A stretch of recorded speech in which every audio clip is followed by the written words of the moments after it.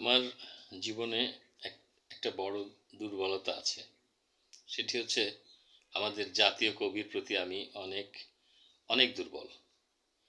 তো তোমাদেরকে আমি আমাদের আধুনিক বাংলা সাহিত্যের একটি গুরুত্বপূর্ণ কবিতা, বিদ্রোহী কবিতাটি পড়ানোর চেষ্টা করব।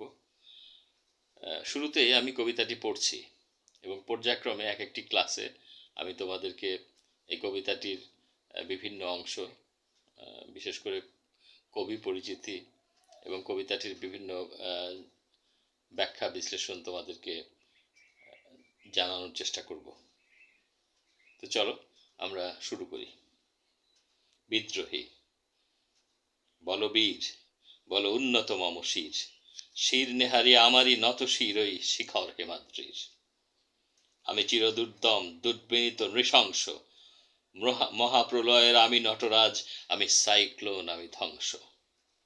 আমি মহাভয়, আমি অভিশাপ পৃথ্বীর, আমি দুর্বার, আমি ভেঙে করি সব চুরমার। আমি অনিয়ম উশৃঙ্খল, আমি দলে যাই যত বন্ধন, যত নিয়ম কানুন শৃঙ্খল। আমি মানি না কখনো আইন, আমি ভরাতরি করি ভরাডুবি, আমি টর্পেডো, আমি ভীম ভাসমান মাইন।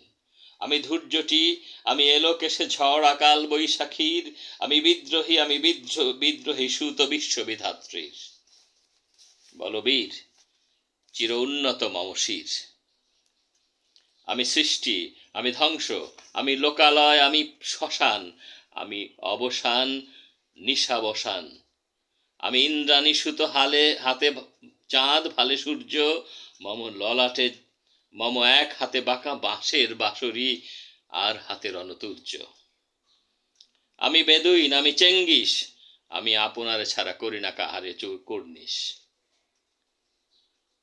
আমি বজ্র, আমি ঈশান বিশানে ওঙ্কার, আমি ইসরাফিলের সিঙ্গার মহাহংকার।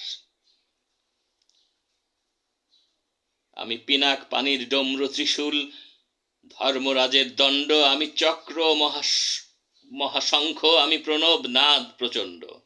আমি খ্যাপা দুর্বাসী, বিশ্বমিত্রা শিষ্য, আমি দাবানল দাহন করিব বিশ্ব।